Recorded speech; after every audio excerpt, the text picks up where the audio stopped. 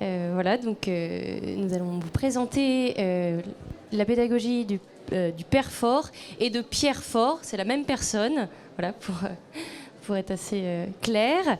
Bonjour à tous, je suis instituteur depuis 6 ans maintenant, donc au cours Clovis à la Fer. Et nous allons donc vous présenter ce que c'est que la pédagogie du Père Fort en quelques mots. Alors ça ne parle pas à tout le monde parce que c'est encore un petit peu obscur, mais c'est fantastique, vous allez voir. Et donc pour pas que vous naviguiez trop dans le vague, pour vous dire en quelques mots, la pédagogie du Père Fort, c'est pour la pédagogie personnalisée et communautaire. L'idée étant de faire en sorte que l'enfant, en arrivant à l'école, s'investisse tout de suite de son travail. Donc il va préparer son programme le lundi matin. On va vous montrer comment. Et pendant la semaine, il aura des petits temps d'atelier où il va pouvoir exécuter son travail par des petits ateliers autonomes et autocorrectifs.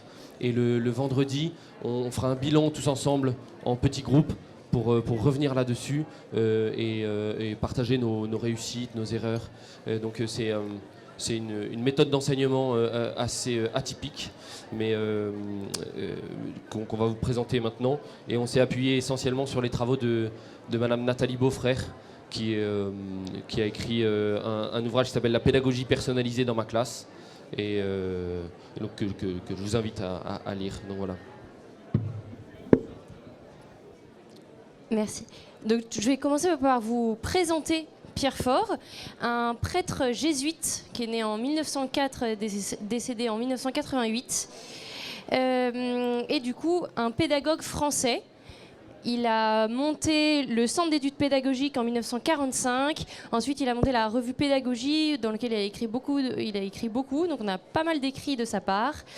Et il a créé 3 écoles de formation sur Paris, de formation des maîtres. Voilà, donc il était aussi, il a lancé la formation pour les professeurs. Après, il a animé des mini-écoles pour aller former dans toute la France, mais aussi dans le monde entier. Il a été formé à sa pédagogie des personnes au Nicaragua, au Liban, au Brésil, faire ces mini-écoles. Et encore aujourd'hui, il y a des écoles en Amérique du Sud qui portent son nom, parce qu'il a apporté, voilà, c'est une manière de voir l'enfant, une manière d'apprendre, une manière pour le professeur de travailler, qui a beaucoup touché, et donc qui est restée. Il a fondé en 1971 l'Association internationale de recherche et d'animation pédagogique, l'ERAP, qui existe encore aujourd'hui et qui forme les professeurs, les écoles pour intégrer la pédagogie personnalisée et communautaire dans son école ou pour les professeurs aussi s'immerger. Il y a une autre association pour se former qui est l'association Louis Beaulieu. Donc voilà, c'est les 2 associations de référence si vous voulez vous former à cette pédagogie dans votre école.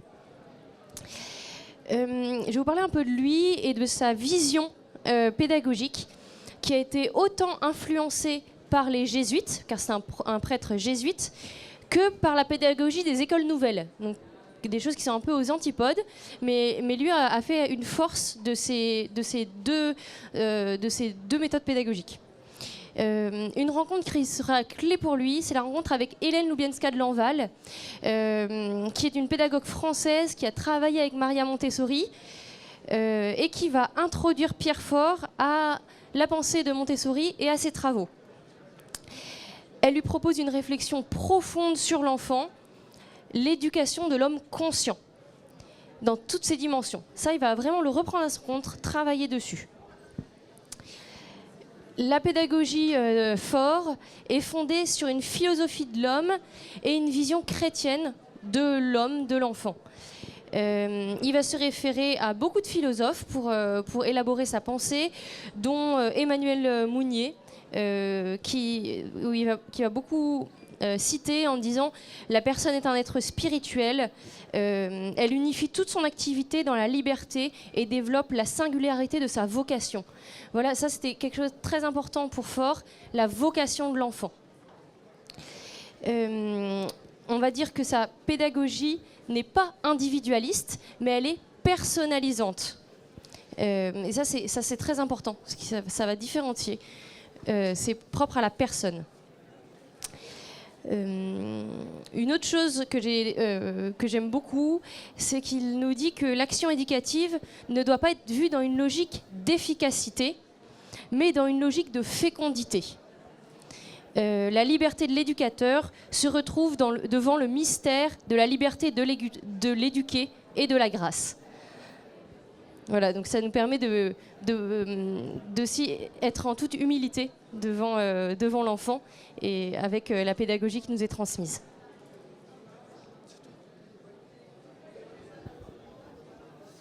On va vous parler du coup de comment on organise un petit peu l'espace dans une classe Pierrefort.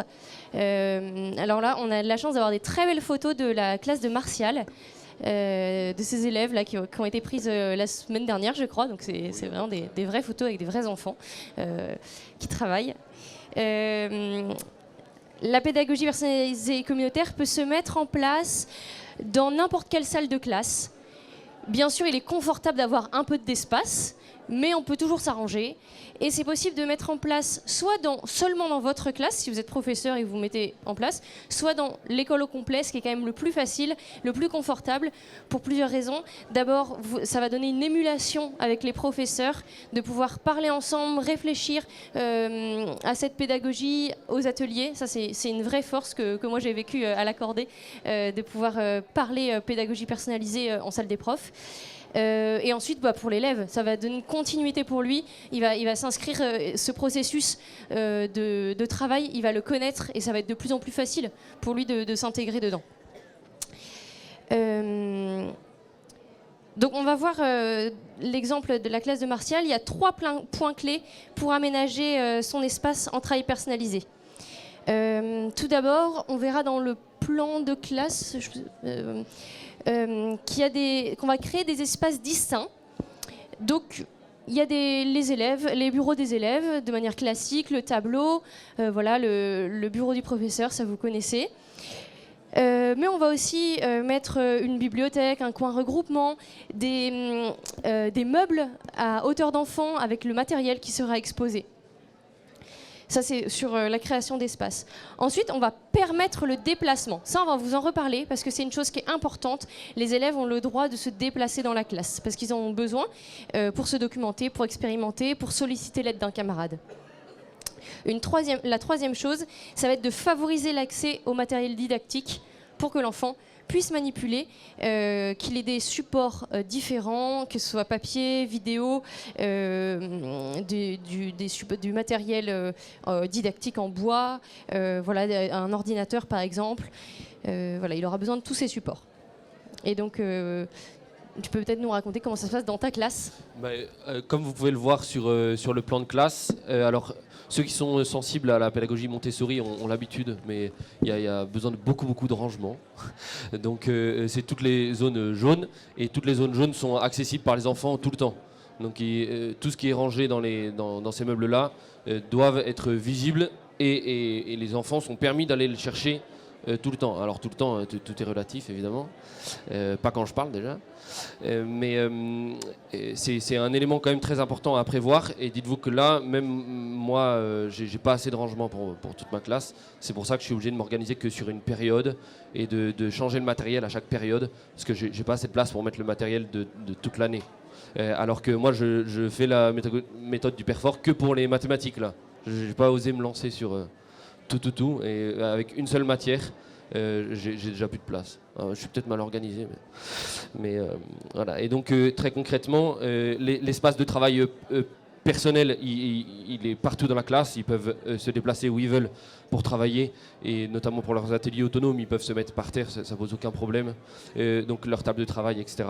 L'espace de travail en groupe également. Lorsqu'il y a des temps d'atelier personnalisés, ils peuvent rassembler les tables ensemble. Ils en ont l'habitude, et ça dérange pas le groupe. Et vous voyez la table de soutien, j'y reviendrai. C'est un lieu important de la pédagogie du Perfort. Mais c'est surtout le petit trait rouge qui sépare vraiment ma classe en 2 parties. En fait, les cours magistraux prennent forcément une bonne partie du temps d'une classe, mais ils occupent assez peu d'espace, parce que toute la deuxième partie de ma classe est utilisée que pour les déplacements des enfants.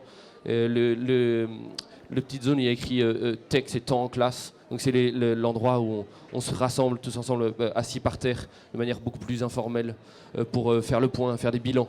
Et donc chaque endroit de la classe a une utilité propre qui est étiquetée dans la classe et connue par les enfants.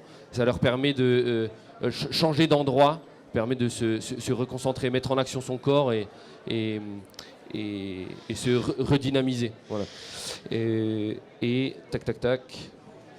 Donc le déplacement des élèves est tout le temps permis et on voit sur cette photo que justement ça n'a pas tendance à gêner les enfants. Là, en fait, on compare ça souvent à une ruche qui est au travail. Enfin, chacun sait ce qu'il a à faire grâce à son programme de travail.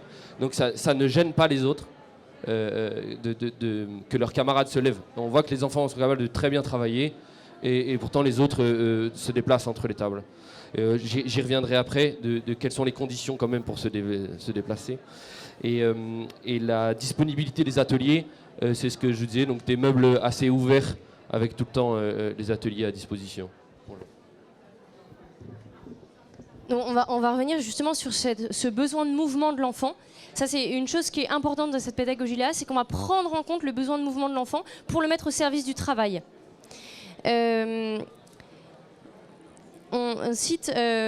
Faure cite Ferrière, il dit « L'essentiel est de bien rendre les enfants actifs intérieurement et intellectuellement actifs. En toutes les activités et tous en eux-mêmes. Mains, muscles, œil, pensée, voilà le processus personnel. » Donc le mouvement est vu comme un levier d'apprentissage. On va s'en servir pour l'apprentissage. L'enfant apprend en agissant. En fait, ce mouvement, c'est une manifestation de sa curiosité naturelle, de son envie d'explorer. Je ne sais pas vous, mais moi, quand je me balade dans un musée, j'ai envie de toucher le marbre pour savoir à quel point il est froid. J'ai envie d'aller toucher la croûte du tableau pour connaître la rugosité. Je ne le fais pas parce que je suis une adulte qui sait contrôler mes envies pour préserver, le bien commun. Mais alors, imaginez l'enfant, l'envie qu'il a de toucher, de manipuler. Et ben, on va lui permettre ça pour passer par les sens et pour que dans son exploration, il soit pleinement présent à l'apprentissage. Selon Pierre Faure, empêcher l'enfant de bouger revient à limiter sa capacité d'apprendre. Donc encourager le mouvement va nous permettre 3 choses: d'augmenter sa compréhension, de focaliser son attention sur le travail en question et de libérer une expression personnelle. Une expression même personnelle et naturelle. Concrètement, respecter ce besoin de mouvement, ça va avoir plusieurs implications.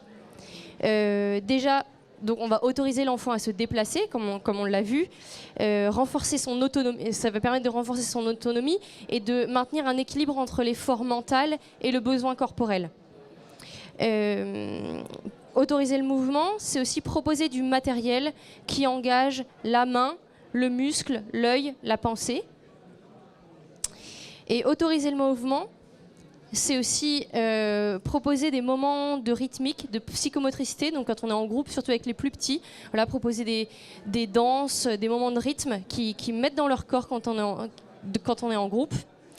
Et une dernière chose sur le mouvement, c'est aussi apprendre l'absence de mouvement et donc le silence intérieur. Ça, Pierre Faure va en parler beaucoup parce qu'il est avant tout prêtre et donc il va vouloir aussi mener les enfants vers la prière et si ce n'est pas vers la prière dans les écoles aconfessionnelles, vers un silence intérieur qui leur permet d'accéder au calme.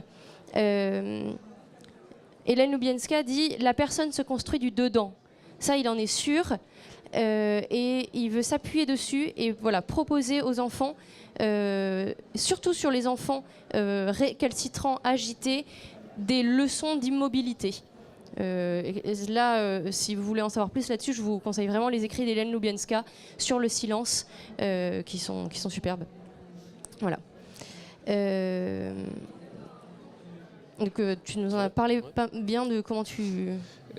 Pour ma part, dans la classe, très concrètement, le déplacement, souvent, c'est une notion qui peut inquiéter dans une classe de primaire, parce que en termes de discipline, on permet, on lâche prise. Forcément, il faut lâcher un petit peu prise.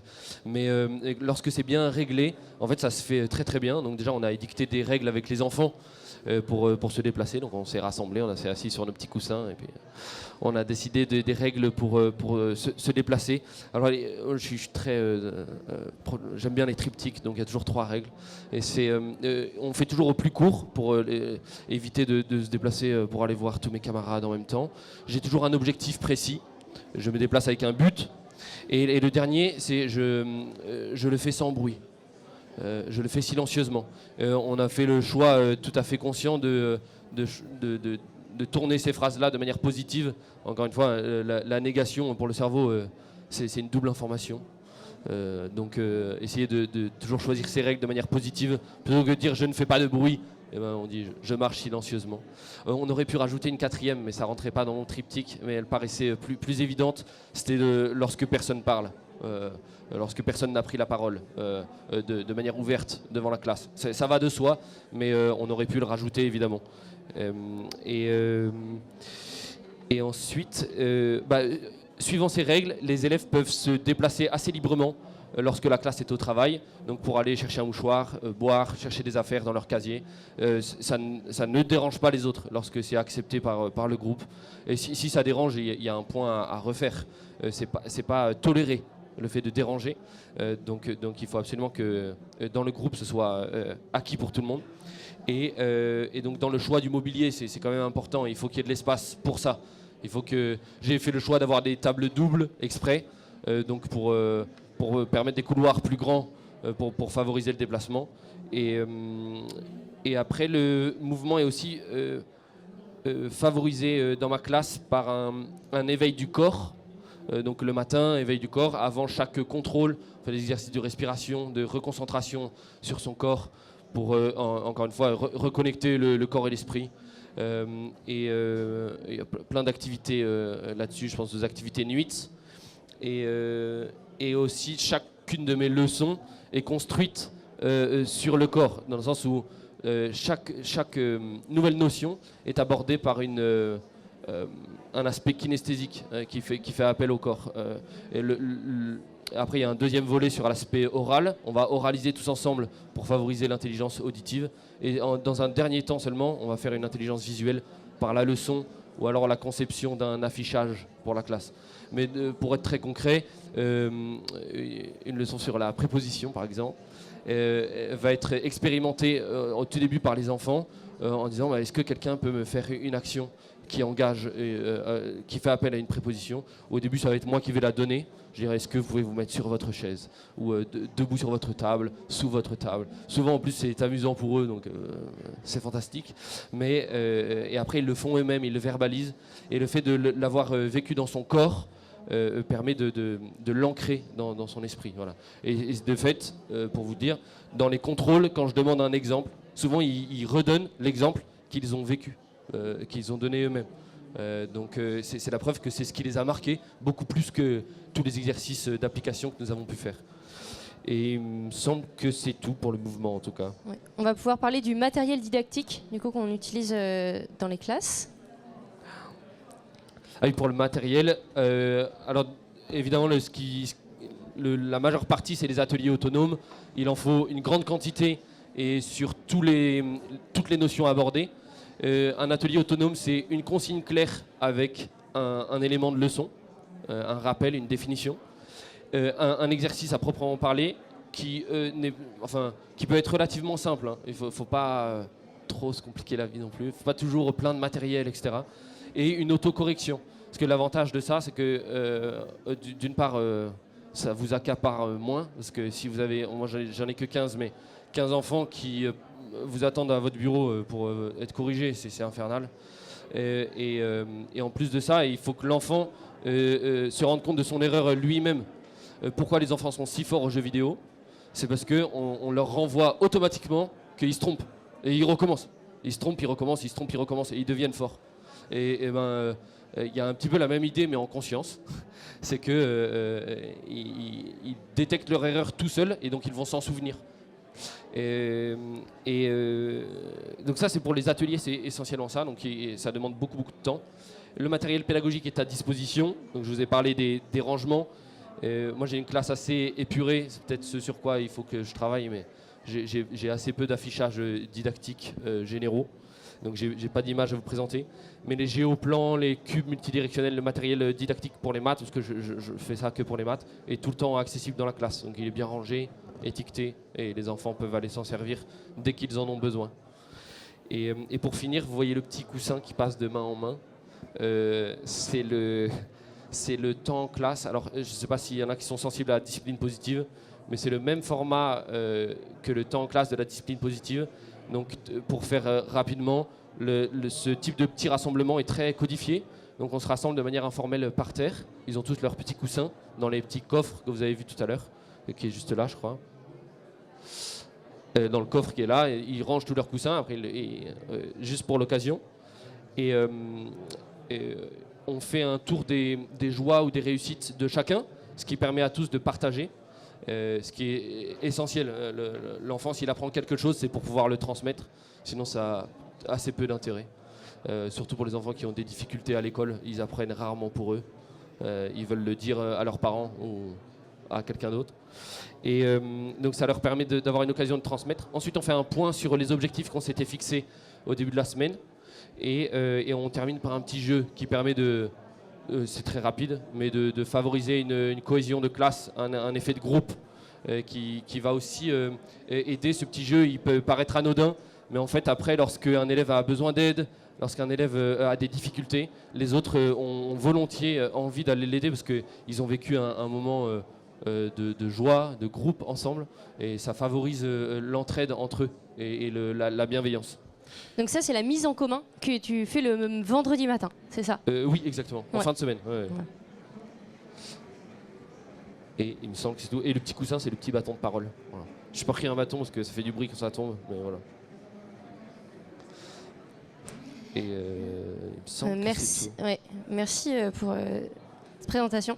Là, on va vous parler du coup de la manière d'organiser ce temps de travail personnalisé. Une des spécificités qu'il y a dans Pierrefort, c'est les programmations et les plans de travail. Donc on va vous parler, c'est très organisationnel. La programmation, c'est une liste de tous les travaux à réaliser au cours de l'année pour l'enfant sur le temps de travail personnalisé. Elle est établie à partir du programme scolaire et on y joint les indications de travail nécessaires pour qu'il puisse, pour que ça puisse être accessible à l'élève. Donc voilà, donc la programmation, c'est le programme de l'année rendu accessible à l'élève, en gros. Ça peut être divisé en périodes, comme chez toi, Martial, si ça correspond mieux à l'organisation du professeur. Voilà, il y a pas de... Ce que j'aime bien, en tout cas moi, dans la pédagogie Pierrefort, c'est que c'est pas très rigide et le professeur peut vraiment se l'accaparer et l'adapter à sa classe. Et puis cette programmation, elle va permettre à l'élève d'avoir une vue d'ensemble des apprentissages qu'il y a à faire cette année. Et en fait, ça c'est hyper rassurant pour un enfant de se dire, alors ça peut être un peu impressionnant de voir tout ce qu'on a à faire, mais en fait il va voir un petit peu comment il évolue, ce qu'il a fait, tout ce qu'il a à faire durant l'année, et il va pouvoir s'organiser dans son travail. La programmation est donc commune à tous les élèves, tout le monde a la même programmation. Ce qui va être très personnel, par contre, c'est le plan de travail. Le plan de travail, en fait, quand on commence à le connaître, on se dit que nous-mêmes, adultes, quand on bosse, on devrait s'en faire un plan de travail. En fait, le plan de travail, c'est une sorte de to-do list de ce qu'il va faire durant la semaine. Donc là, c'est celui de Martial. Voilà. Et c'est l'enfant qui va l'établir à partir de la programmation. Donc en fait, là, le lundi matin, dans la classe de Martial, on prend sa programmation et on va aller voir qu'est-ce que je vais faire cette semaine sur le temps personnalisé, et je vais l'écrire dans mon plan de travail. Et comme ça c'est un engagement de travail que je prends avec la maîtresse. Donc je m'engage à faire ça, la maîtresse est là pour me rappeler cet engagement. Je dis que c'est à la semaine, ça peut être à la quinzaine, on peut s'organiser un petit peu pour que ce soit comme on le sent. Ça va vraiment l'aider à développer un sens de l'ordre. Et ça va être hyper important pour sa vie future. Moi, j'étais dans une école du coup d'Espérance banlieue, et je pense que pour tous les enfants qui n'ont pas des parents derrière leurs fesses tous les soirs et qui vont devoir apprendre à étudier seuls, et ben ça c'est hyper important. Parce que en fait, faire des études, ça va leur demander encore plus de courage. Et s'ils ont appris de l'ordre dans leur travail, et ben là, ils pourront aller loin dans leurs études. Et c'est ce qu'on leur demande. Bah, c'est ce qu'on espère pour eux, en tout cas. C'est ce qu'on espère pour eux. Donc voilà, ça va leur aider à avoir de l'ordre dans leur chemin d'apprentissage. Et en fait, le plan de travail, c'est la base de l'organisation. Je sais pas ce que toi tu en penses, en tout cas, de ce plan de travail. Mais moi, naturellement, c'est souvent ce qui fait peur, c'est l'organisation sur la période, sur l'année, parce que ça demande un gros investissement au début. Mais en fait, il faut aller au plus simple, il faut se lancer. Et après, le corriger, avoir un peu une méthode de qualité pour le corriger et pas avoir peur de se tromper, parce qu'au début, c'est très très imparfait. Donc le mien est assez épuré, mais ça concerne que les mathématiques. Et donc dans chaque petit encadré du tableau, ils peuvent mettre l'atelier de leur programme de la période. Donc ça, c'est tout ce qu'ils doivent faire entre Noël et février. C'est ce qu'ils devaient faire là. Et donc dans chaque domaine, moi j'ai les CM2. Par exemple, fraction équivalente, il y a 4 ateliers. Et à la fin, ils s'évaluent. L'évaluation est aussi autocorrective. Enfin, non, pardon. En tout cas, ils la prennent quand ils le souhaitent. Donc lorsqu'ils se sentent prêts, ils vont chercher l'évaluation qui correspond, ils se mettent dans un petit coin, et ils font l'évaluation et ils me la donnent après. Dans l'idéal, l'évaluation pourrait être autocorrective aussi, avec un contrôle du professeur évidemment, mais elle pourrait, c'est pas grave. Et s'il la rate, il peut la recommencer. Le but c'est qu'il sache faire, c'est pas qu'il ait 20 sur 20. Voilà, exactement. Donc tous les petits codes, c'est les petits codes numération, géométrie, problème, calcul mental, qu'ils retranscrivent dans leur programme, dans leur tableau. Et l'encadré bleu, c'est les objectifs qu'ils remplissent le lundi matin en arrivant à l'école. Ils disent, moi, mon objectif, par exemple, c'est de réussir à faire une rosace. Le compas, j'y arrive pas. À la fin de la semaine, j'aimerais réussir à faire ça. Et donc, il va faire les ateliers en relation avec le compas. Et à la fin de la semaine, il pourra nous dire ou nous montrer s'il a réussi ou pas. Ou alors, les élèves, souvent, la manière la plus concrète de se fixer un objectif, c'est j'ai réussi l'évaluation sur les fractions équivalentes. Voilà, il dit telle évaluation, je l'ai faite et j'ai réussi. Et donc, il va se fixer ça comme objectif. Et l'encadré vert, c'est celui qu'on remplit le vendredi, tout à la fin de la semaine, et qu'on va partager aux autres tous ensemble, en disant moi j'ai réussi ça, je suis content de vous le montrer. Moi j'ai raté ça, j'aimerais avoir de l'aide, et donc la semaine prochaine quelqu'un viendra l'aider. Voilà, c'est essentiellement ça. Pour se mettre en route dans le travail, donc on a dit que c'était de manière autonome. Je vous vois déjà dire, mes élèves ils sont pas du tout assez autonomes pour faire ça. Mais en fait, l'autonomie ça s'apprend. Et donc autant que ça s'apprenne à cet âge-là plutôt que plus tard. Et oui, ce sera imparfait, mais on va continuer là-dedans pour gagner de l'autonomie. Et donc pour pouvoir être autonome, l'enfant a besoin de plusieurs choses, donc programmation, plan de travail. Il aura aussi besoin d'une mise en route. Donc en fait, l'enfant va travailler seul, mais il a besoin qu'on l'aide à se mettre au travail. Donc pour ça, il y aura soit une présentation collective, une présentation individuelle. Il peut avoir aussi une fiche de travail qui le guide si l'élève est lecteur. Voilà. Ensuite, deuxième chose, il aura besoin d'outils pour se repérer dans l'espace et le temps, donc avoir accès à des planisphères, à des dictionnaires, à des tableaux de classification pour comparer ses connaissances, les classer. Et troisième chose, ce dont nous parlait Martial, de l'évaluation individuelle. Donc, voilà, là, on voit un enfant qui est en évaluation, donc il a mis sa petite pancarte. Chut, je suis en contrôle. Et donc là, il fait une évaluation individuelle, c'est-à-dire qu'il a terminé une période d'apprentissage et il va faire l'évaluation. Un de ses camarades pourra faire la même évaluation peut-être 1 ou 2 semaines après. Peu importe le temps. Finalement, ce sera la même évaluation et on leur demande la même chose, mais peut-être pas au même moment. Et donc là, une chose importante pour Pierrefort, dont tu nous parlais, le progrès par l'erreur. Pouvoir se corriger, avoir la possibilité de se corriger, voir ses erreurs. Voilà. Et donc on va passer du coup à cette partie sur le temps. Du coup, les 3 temps, les fameux 3 temps. Maintenant que vous avez une vision un peu plus globale de qu'est-ce que c'est la pédagogie Pierrefort, on va pouvoir définir ces 3 temps forts. En théorie, je dis bien en théorie, ces 3 temps, on dit 1/3 de temps personnel, 1/3 de temps en groupe et 1/3 de temps en classe. Voilà, ce serait équilibrant et avantageux pour les enfants. C'est 1/3, 1/3, 1/3.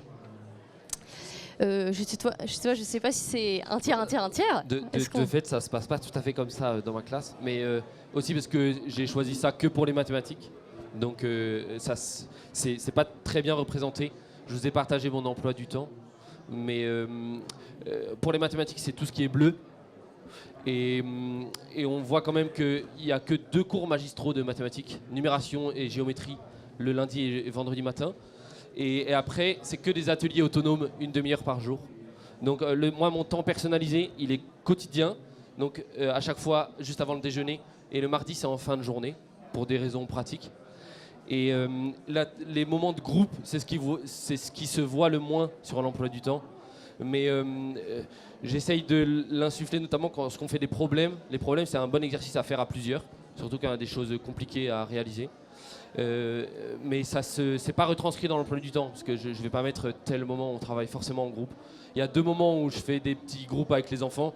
C'est en vocabulaire beaucoup et en art le jeudi soir. Donc ils arrivent quand même à avoir des temps en petits groupes dans la semaine, mais je suis loin de faire 1/3. Voilà. Je vous cache pas. Mais en tout cas, ce qui est important, c'est qu'il y ait du temps personnalisé tous les jours. Un petit peu tous les jours, ça c'est important.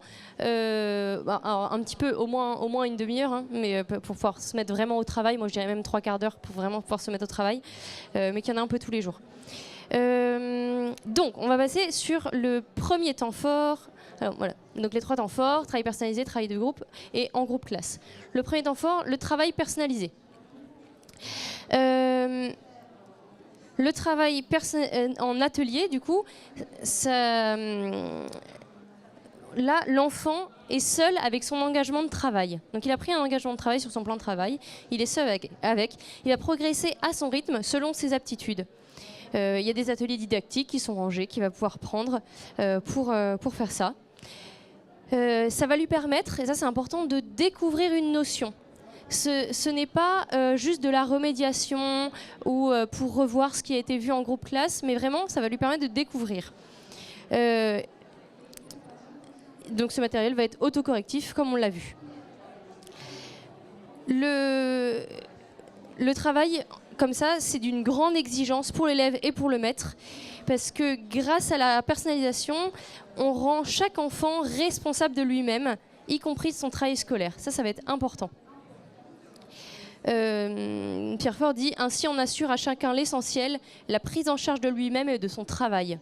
Voilà, ça c'est rendre vraiment une dignité à l'enfant qui est forte.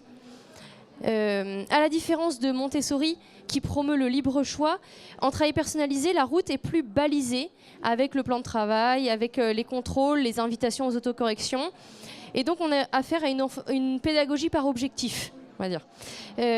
L'enfant va prendre conscience du chemin à parcourir et avoir la notion du travail qu'il a à accomplir. Ouais. Concrètement, comment ça se passe ? Concrètement, dans ma classe, les ateliers autonomes donc, sont constamment disponibles. Donc dès qu'ils ont un temps libre, après une évaluation ou après un exercice en classe, ils peuvent y aller. Alors il y en a qui ne le font pas, c'est dommage, mais il y en a qui Enfin, il y a une vraie dynamique presque de jeu, de compétition pour eux. Je vais remplir tous mes objectifs le plus vite possible. Donc, dès qu'il y a un temps libre, ils peuvent prendre ce temps-là. Ou dès que le feu est vert, alors, c'est pas du tout mon idée. J'ai pris à Madame Nathalie Beaufrère, mais ce feu, il est sur la porte extérieure de la classe. Et lorsqu'ils arrivent en classe le matin, et que moi je suis déjà dans la classe, le feu est vert. Donc ils peuvent tout de suite se mettre au travail s'ils le souhaitent, avant le rassemblement de début de journée. Et ce qui peut permettre chez certains enfants de développer une très bonne dynamique de travail. Parce que du coup, il arrive à l'école, il sait ce qu'il va faire, parce que c'est lui qui a décidé. C'est lui qui a choisi. Alors c'est très cadré, mais il peut poser son sac et se mettre au travail s'il le souhaite. Et ça arrive aussi qu'à la pause déjeuner, lorsque je suis disponible, le feu soit vert pendant 20 minutes à peu près. C'est moi qui décide, hein, donc si je suis fatigué, il n'y en a pas, c'est tout. Mais voilà. Et le dernier temps évidemment d'atelier autonome, c'est pendant les temps dédiés enfin exprès pour ça, où là tous les enfants sont forcément avec leur programme de travail ou leur évaluation et se mettent au travail. C'est les 3 temps un peu phares.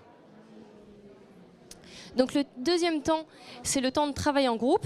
C'est un temps où l'enfant peut partager ses découvertes parce que Pierre Fort ne conçoit pas le développement de la personne, que dans et par la communauté. La finalité de la personne est la relation. Voilà, chez Montessori, on a beaucoup l'entraide, l'attention à l'autre, le partage. Loubienska, elle va aller un peu plus loin en proposant la leçon de choses. Et Pierre Fort, lui, va développer l'aspect communautaire en encourageant les regroupements et les exposés. Voilà, pour lui, ces activités de travail personnalisé d'un côté, de travail de groupe, vont ensemble. L'une conduit à l'autre. J'ai besoin de matière à apporter au groupe, en fait. J'ai besoin de travailler personnellement pour pouvoir apporter de la matière au groupe. Et donc, c'est pour ça qu'il y a vraiment une dynamique entre les deux. Une chose que je trouve forte dans la vision de Pierre Fort de l'école, c'est que l'école va permettre à l'élève d'acquérir un savoir et de construire sa personnalité par rapport à son activité. Chacun doit être reconnu comme un individu unique avec lequel on construit son devenir. Ça va être important de pouvoir être unique et donc d'avoir ses propres centres d'intérêt, mais aussi de pouvoir les partager au groupe. Voilà. Qu'est-ce que tu as des choses à dire sur le groupe ? Sur le groupe, c'est toujours un petit peu ce qui pêche, même dans cette pédagogie-là, parce que c'est ce qui est le plus difficile à mettre en place. Pour ma part, dans ma classe, les temps en groupe, certains ateliers personnalisés se font à plusieurs. Dans ce cas, ils font appel à un camarade, ils se mettent d'accord pour mettre le même créneau, le même jour, pour le faire ensemble. Et de fait, eux apprécient beaucoup ce temps-là. Vous verrez à la fin, j'ai fait un petit questionnaire aux enfants, vous verrez les réponses. Il y en a plusieurs qui disent ce qu'ils aiment, c'est faire à plusieurs, avec des amis. Donc ça, c'est une possibilité, comme ce petit puzzle à gauche. C'est un atelier personnalisé, mais qui est fait à plusieurs. Donc il va dans les 2 temps. Voilà. Et il y a aussi les demandes de soutien que vous voyez à droite. Alors en fait, il y a un petit tableau en liège où ils peuvent prendre un petit coupon, écrire leur nom, et dire moi j'ai besoin d'aide pour, je reprends l'exemple de maîtriser mon compas, parce qu'il a fait l'atelier et il a raté 2 fois, je dis n'importe quoi. Ou alors il sait déjà qu'il ne sait pas faire et il aimerait avoir un camarade pour l'aider, ou moi-même. Et dans ce cas-là, il présente juste son problème et il dit moi j'aimerais qu'on m'aide mardi, donc il met à côté de mardi. Et donc le lundi suivant, quand on va tous préparer notre programme de travail, il y en a qui naturellement, surtout les gens plus à l'aise dans la classe, mais pas toujours, vont voir ce tableau de demande de soutien et prennent un coupon et vont se mettre d'accord avec la personne en question pour convenir d'un créneau, pour travailler ensemble. Et d'où la table de soutien dans mon plan de classe, qui sert essentiellement à ça, de se retrouver et à 2, en général c'est 2 quand même, pour travailler une notion ensemble. Et si les coupons ne sont pas pris, c'est moi qui le fais. Voilà. Et après, il y a 2 autres moments en groupe, ce sont les exposés, qui sont très favorisés. Alors moi, j'en impose parfois, surtout dans les matières d'éveil, c'est plus facile, géographie, sciences, parce que je ne fais pas l'histoire. Et donc ces exposés, moi je vous invite à les faire à plusieurs. C'est toujours assez intéressant. Et il y a aussi, les enfants peuvent proposer des exposés sur quelque chose qu'ils aiment. Ça leur permet de vraiment développer chez eux cette envie de partager. Et en général, comme c'est eux qui choisissent le thème, c'est souvent très pertinent. Il y a une jeune fille qui a fait un exposé sur l'équitation il n'y a pas très longtemps. De fait, c'était très intéressant parce qu'elle parlait de ce qui la faisait vibrer. Et donc on se rend compte que lorsque ça vient d'eux, déjà tous les élèves écoutaient. C'était très amusant, une discipline incroyable. Alors, on n'a pas besoin de le dire parce que c'est un ami qui le fait. Et donc essayer de motiver ces exposés-là lorsque ça vient d'eux. Alors parfois il y a un peu des modes, donc faire attention, au début de l'année ils voulaient tous faire un exposé, il y en avait trop, donc il faut calmer le jeu, mais au moins ça va développer chez eux une vraie confiance vis-à-vis du groupe, et ils ont l'habitude de parler les uns en face des autres, c'est pas grave, on se trompe, c'est pas grave. Et ça facilite beaucoup les rapports entre eux. Donc ça a quand même beaucoup d'avantages, même si parfois l'exposé n'est pas toujours très pertinent.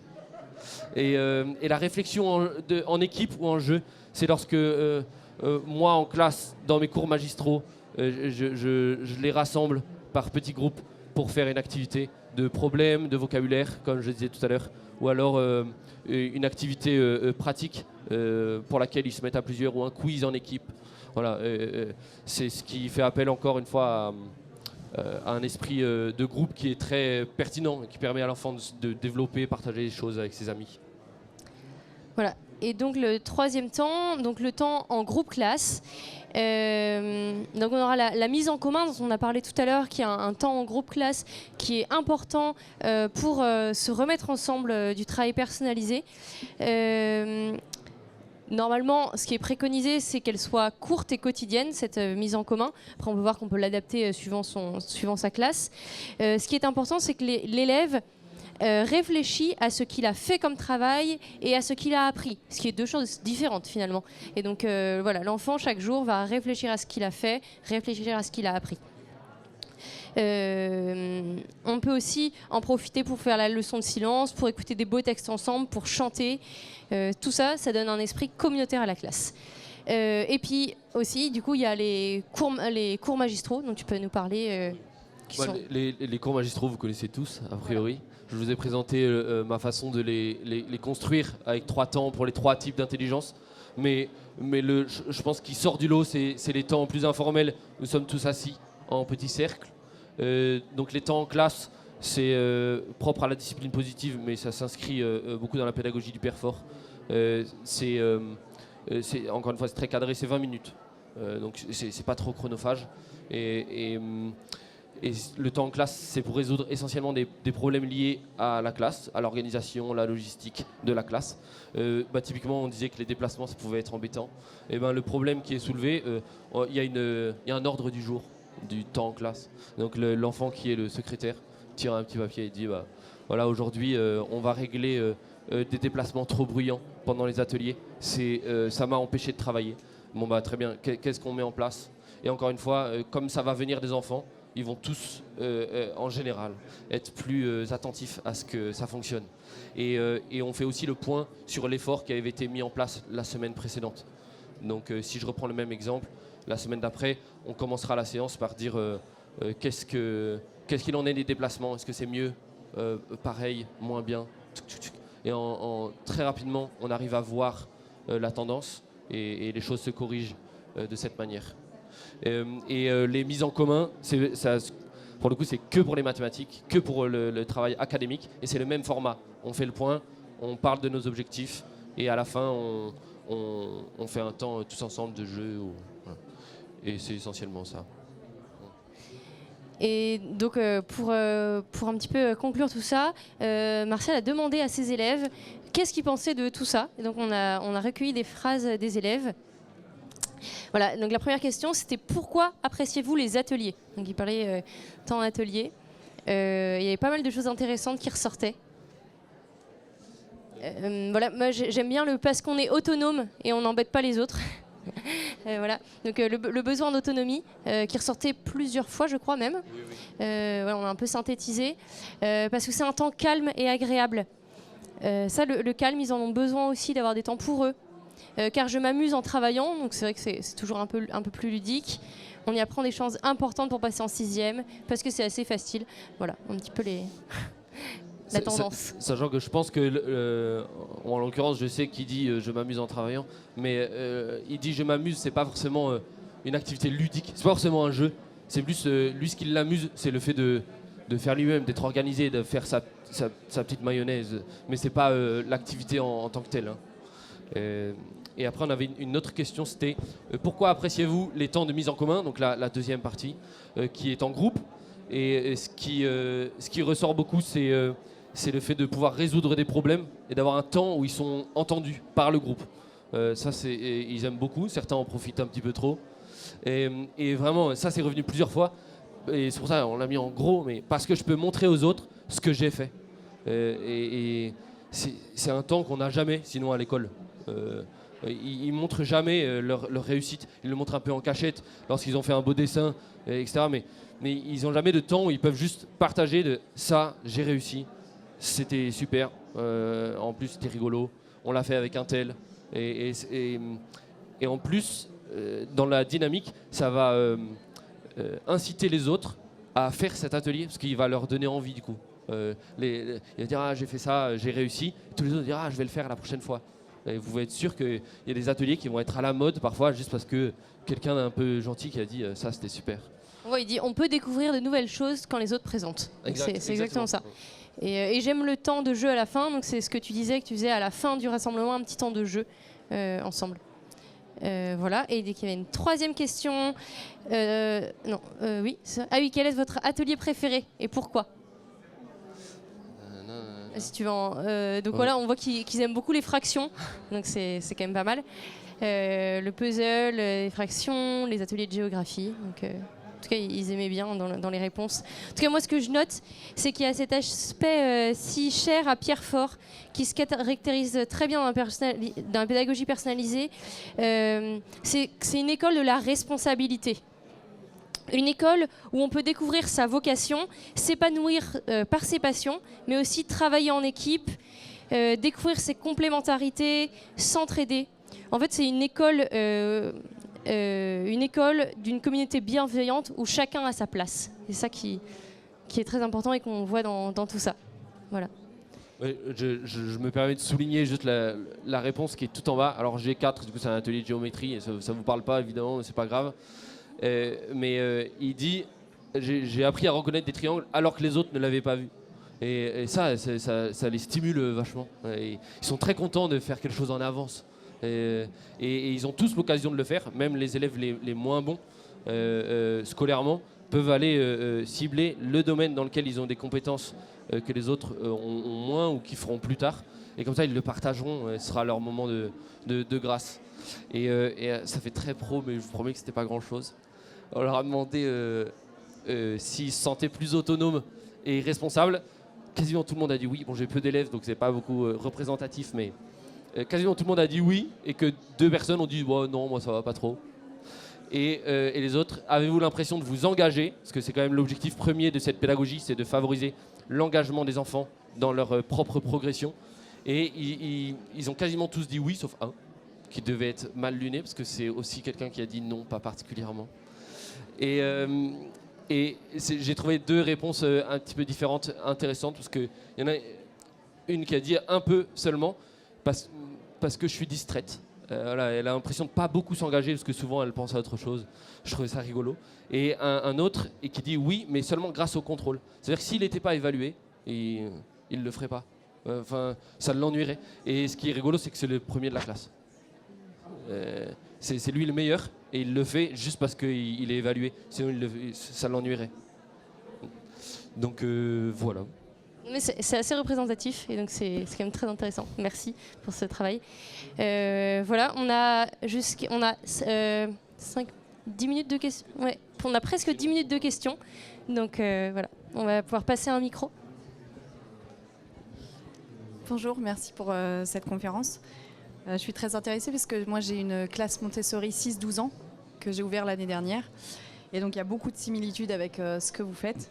Et on est obligé de s'adapter parce que j'ai que des enfants qui viennent du système classique. Donc il faut faire Montessori, mais en même temps avoir un peu de contrôle parce qu'ils n'ont pas du tout l'habitude de travailler de manière autonome.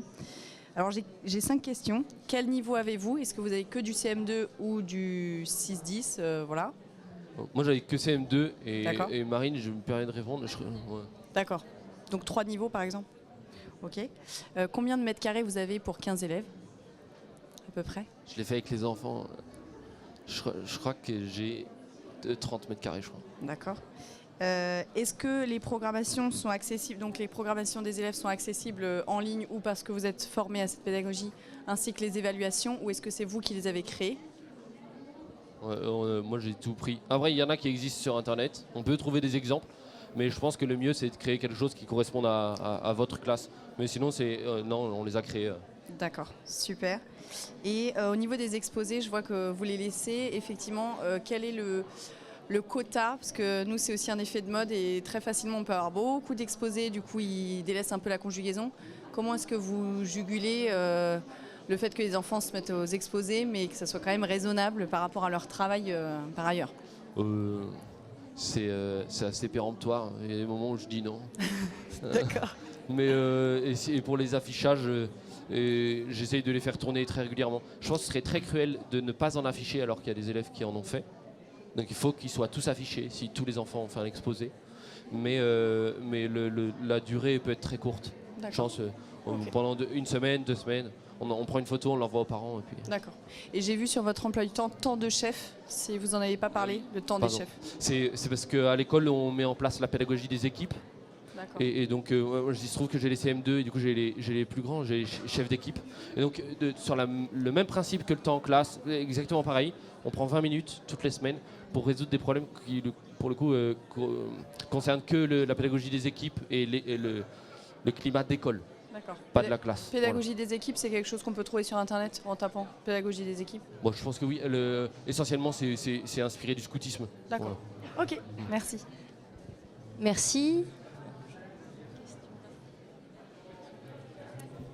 Merci. Moi, j'aurais 2 questions. La première, c'est que se passe-t-il quand l'enfant n'a pas fini sa feuille d'évaluation, enfin sa feuille de programme à la fin de la semaine?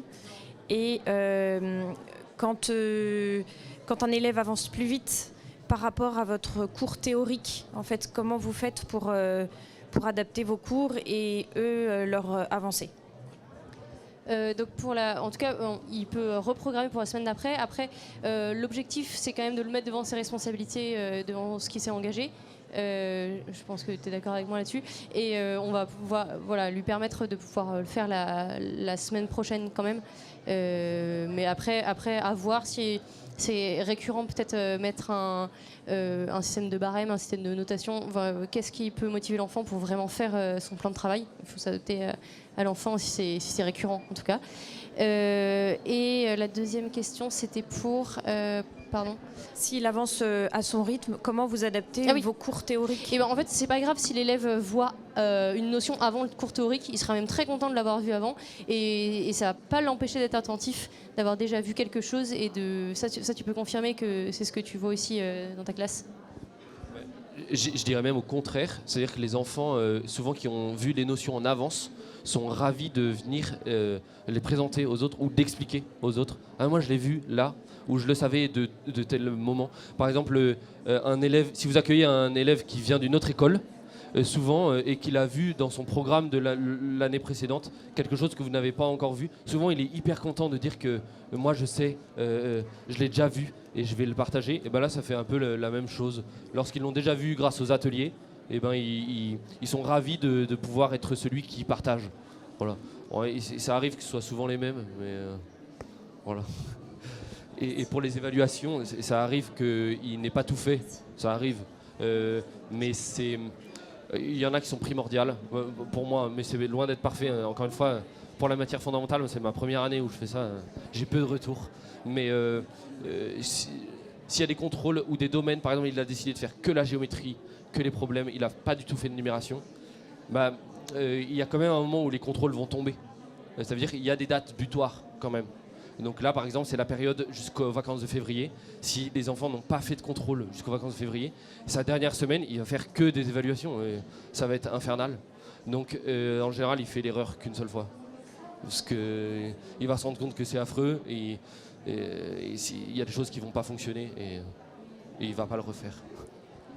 Oui, je voulais simplement savoir, est-ce qu'ils choisissent complètement les compétences à travailler ou est-ce que c'est vous qui les aidez à programmer dans la programmation, sur leur plan de travail, c'est ce que je veux dire?